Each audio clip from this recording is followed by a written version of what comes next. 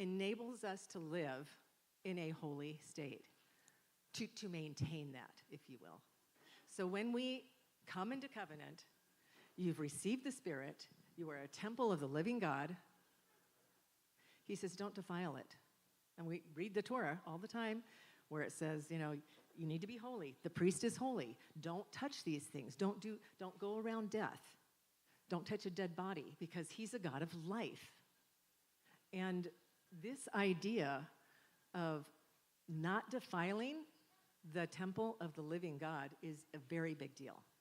If we truly think about it, you are set apart. He's made you set apart. It was his choice to call you, through the blood of Yeshua, cleanse you of your sins, make you undefiled, and put you into a state where everything that you do now can be to the glory of God.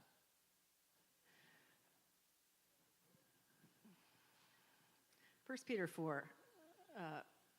1, starting in verse 14. As obedient children, do not be conformed to the passions of your former ignorance. Okay, this is ignorance, to not know how we should conduct ourselves in this area. That sounds a little harsh, and I'm putting myself in that category, because for many years I did not make the connection. I knew about clean and unclean, and I tried my best to do what I knew to do, but in ignorance, I know I was stepping out of line. I was missing that mark. And when you miss the mark of his commands, that is sin. So, and it's part of not being holy. So as obedient children, do not be conformed to the passions of your former ignorance. This is done with passion. We love to eat. We love to drink. We like to do things, right? And how does Satan get in? Oh, it's just fine. It's good. It looks great. It's going to make you feel good. You were getting together with family. You're not going to sit down with us? This kind of stuff. So whatever you do, whatever you eat or drink or do all to the glory of God. It comes back to that. The next verse in 1 Peter is, as he who called you is holy, you also be holy in all your conduct. Since it is written, you shall be holy, for I am holy. That's a direct quote from, I think it's Leviticus. Yeah, it's Leviticus. It's more than one place. This is not something we can't do. And if you mess up, you pick yourself up, you repent, and you turn around, which is repent, and walk the other direction. We are responsible to continue to grow in these areas. And one of the things that we're doing here on this farm, in the GIT program specifically, is this is an organic farm. And the staff went through some training as to what constitutes good food and things that are actually not food, that you shouldn't put in your body. I mean, we understand clean and unclean, right? Unclean is not even food.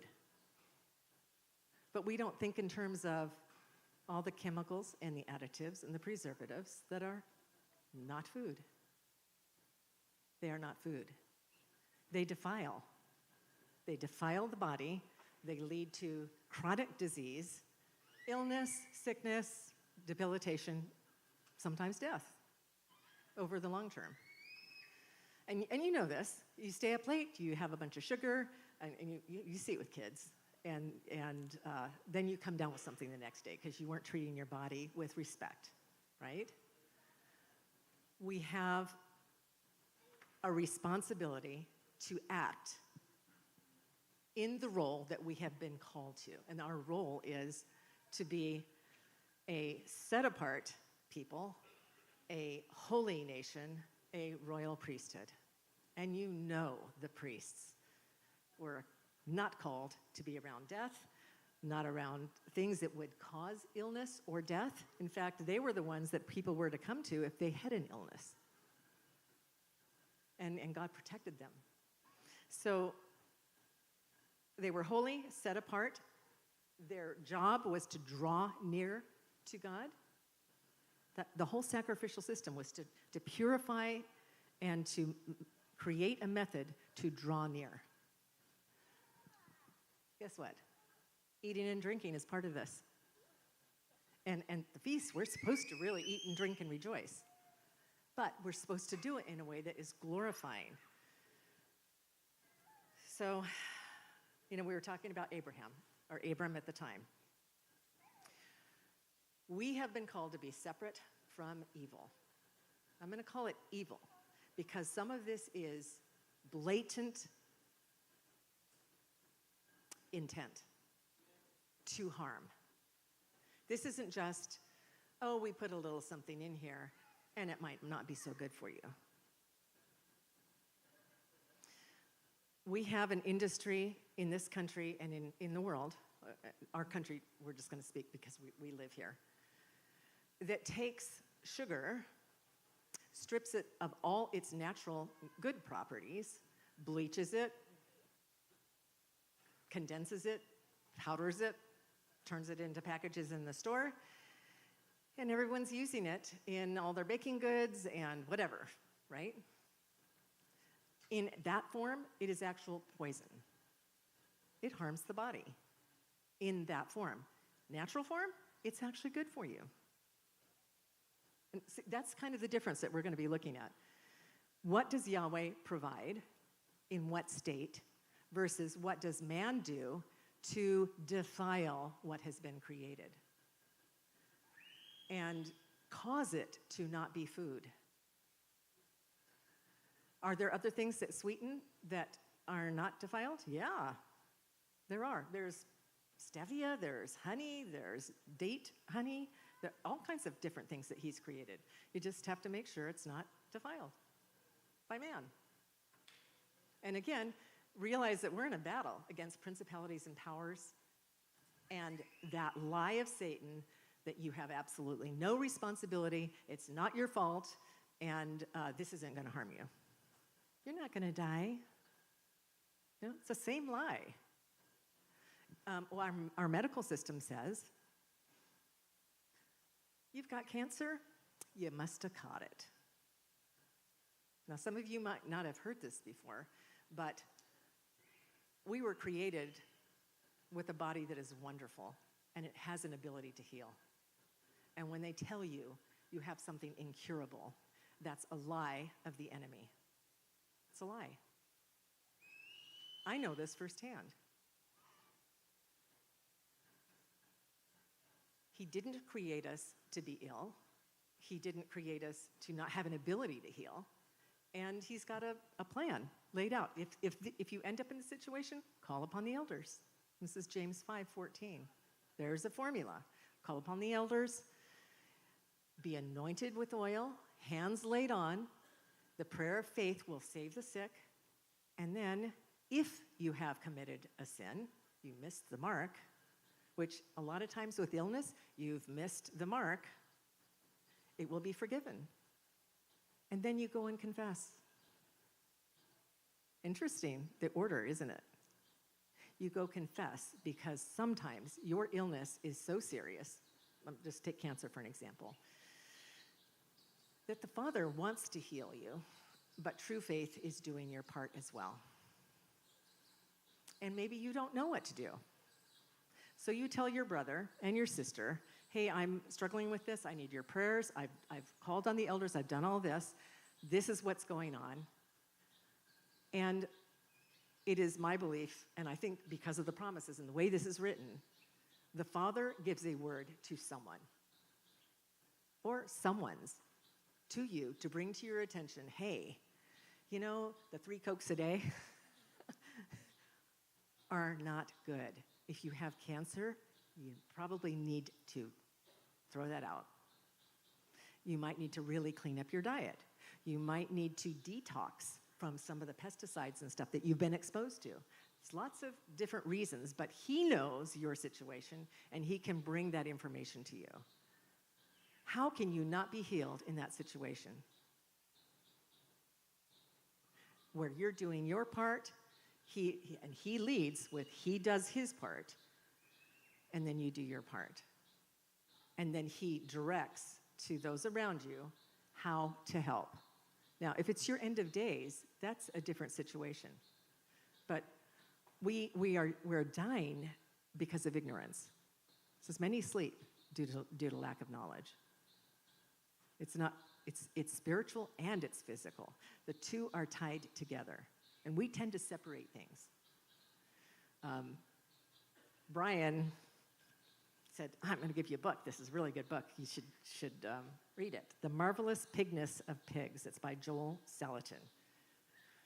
This is a guy who has created a movement in regenerative farming and how our Creator has created the animals to serve us and the farm, environment, agriculture, to be done in a proper way that gives glory to Him.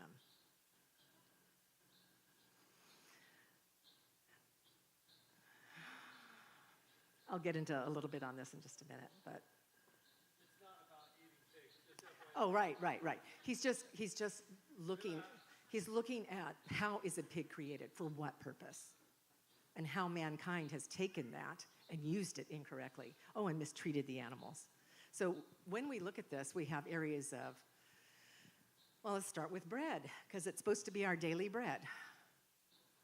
At this point in time, now that I know what I know, which has only been recently, I would not buy bread in the store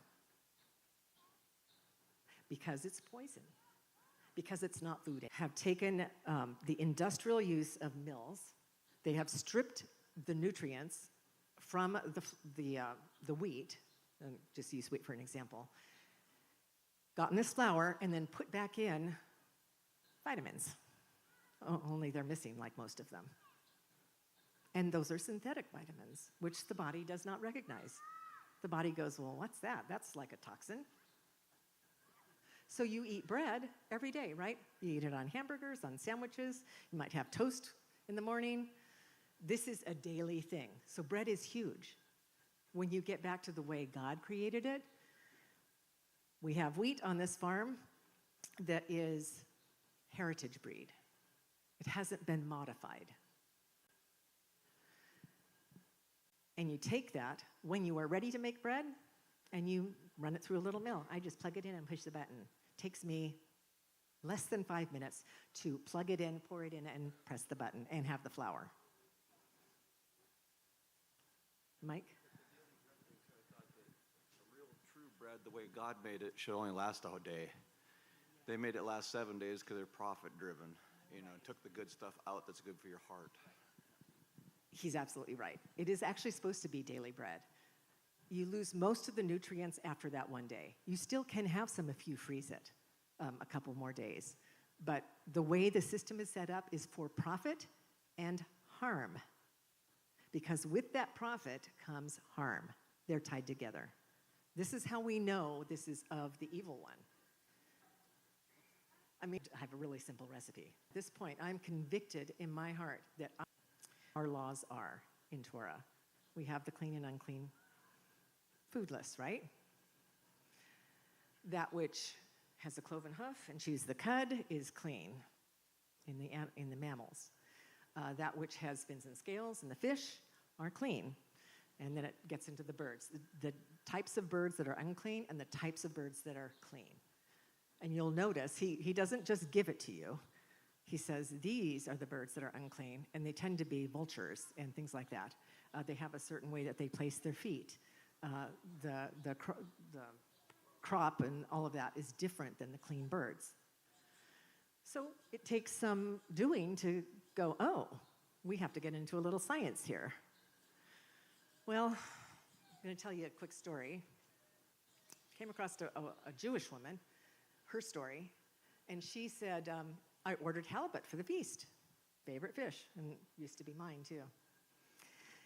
And I got it, a whole halibut. They're large. And she opens it up, and there's no scales. And she's like, what? So she calls the store, and she goes, where are the scales? Oh, did you remove them? No, that's the way it comes. Like, she calls a rabbi. What's going on here? He goes, it's kosher. We said it's kosher, and it is. So you start to find out that halibut are bottom dwellers. They lay flat on the bottom. They are high in toxins and parasites. When you know about fish that are clean, and you name, and the ones that you know are unclean, you will see that there's a list of those that are very high in toxins and parasites versus those that are not. Used to be you could go to a restaurant, and if you were pregnant, they had a list. Don't eat these things because we know that they're high in toxins. And tuna was on that list. So I thought, well, I need to look at tuna because now I don't really trust the rabbis. I used to pull up the list of clean fish from the rabbis because I don't know every fish, and we're removed. We don't see the fish come out. We can't say, does it have scales or not? Or we can certainly see the fins. By the time it gets to the store, sometimes they remove the scales. So it's a little difficult. So I'm looking at this list. I'm gonna look at this because it's showing up high in toxin. That was my little flag. And I go to look at this thing in the science. Does it have fins? Yes. Does it have scales? Well, there's like 3 different categories of scales. The kind that you need a microscope for, that sharks have and eels have. And there's the kind that are bony projections that don't come off. You'd have to take a knife and kind of rip some of the skin off to get that part off. And then scales that we know are unclean fish, like a salmon or a trout. You get it out, and you can rub your hand backwards, and those scales come off. You don't need a knife. It just comes right off. So in the science literature, they were talking about the scales being a protective measure for the fish. It stops the high level of parasites. It's their armor. I'm like, oh, that's cool. That's why he gave us this rule. So tuna is in the second category. It's a bony projection. There's either 1 or 2 of them behind their fins, their front fins. Okay? And that because there's 2, the rabbi said this is clean. So this is something to look at yourself, and I used to eat tuna all the time, to see and really discern what is clean and unclean, what is food and what is not. And sometimes we have to get into the science. Brian, did you want to say something? Okay. Yeah, he actually looked it up too and found that they had to actually pry it off and the skin comes off with it. It damages the flesh of the fish with tuna. So that's a shocker because you've been doing this all your life if you've been in this walk, and suddenly you find out this isn't good for you. GMO. Let's talk about GMOs. Mixing of seed. Remember that in the Torah? Do not mix different kinds of seed. The principle is when you mix a seed, you lose nutrition. And a lot of times you lose the ability to reproduce. So the seed does not reproduce. The farmers have to keep going back to buy that seed from, guess who? Monsanto and other evil entities. The whole GMO thing is of Satan. It's direct violation of Torah, and it's designed to make the things that you do eat, you're going to eat it and you're going to feel hungry in 5 minutes because you didn't get any nutrition. That's not what Yahweh wants. He's a God of abundance and blessing and health. It's not this lie of, oh, it looks good, it's going to last a long time on the shelf, and we're okay with whatever we put in our mouths. Anybody have a comment along the way here?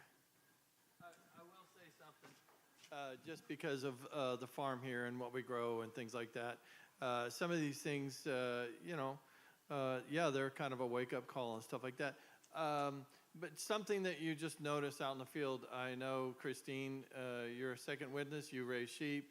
For those of you who do raise animals, you'll see a cow out in the field or a sheep out in the field, and they know by instinct. They'll go through and they'll be picky in what's growing out there.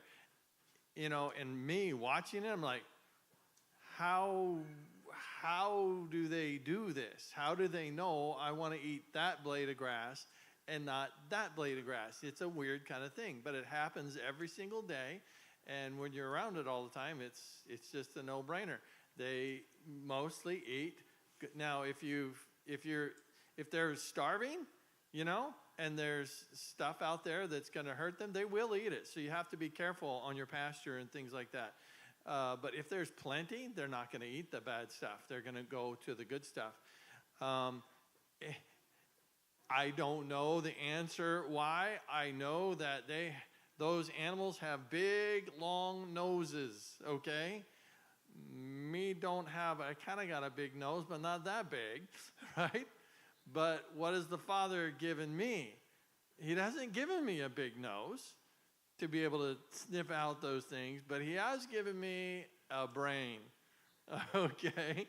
So I'm just seconding what, we do have to look at these things. We just have to use what the Father has given us and not just complain about what he hasn't given them. And you'll hear another lie. Eating well is too expensive. If you eat organic, they're going to charge you more. I can't get it. The biggest one usually is economic for us, or just how we've been raised. We have our comfort foods and our choices. But I will tell you, when I knew that I shouldn't be buying regular milk in the store and I went to buy raw organic milk, I about fell over from the price. At that time, it was $10 a gallon. It's more than that now. $10 a gallon. And I'm saying to my kids, okay, this is like gold. You take like half a cup. And we're going to make this last. And what happened is they were satisfied with the half a cup. I was like shocked. And it gave them more nutrition. Therefore, they felt fuller. The same thing happens with meat that is raised. The animals are treated correctly. That means they are not in factory farms. They are not being shot up with antibiotics and who knows what else. They're shooting up mRNA vaccines now in the animals. By the way, that does defile DNA. Now we're talking about stuff that is not food. Animals raised how they should be raised, on their natural food. For example, beef. When they eat grass, which is their natural food, and they don't eat anything else, the nutrient value of that meat is extremely high. And the fat that is in that animal is very, very good for you. If an animal has been fed grain, which is not their normal, they're fed grain and corn and other things to fatten them up really quick. And by the way, they're fed like GMO corn because it's designed to fatten them up in the quickest amount of time possible. That meat is not as nutritious. In fact, it's like about half. It's a huge drop. So if you spend the extra money to get a better meat, you are going to find that you don't need as much.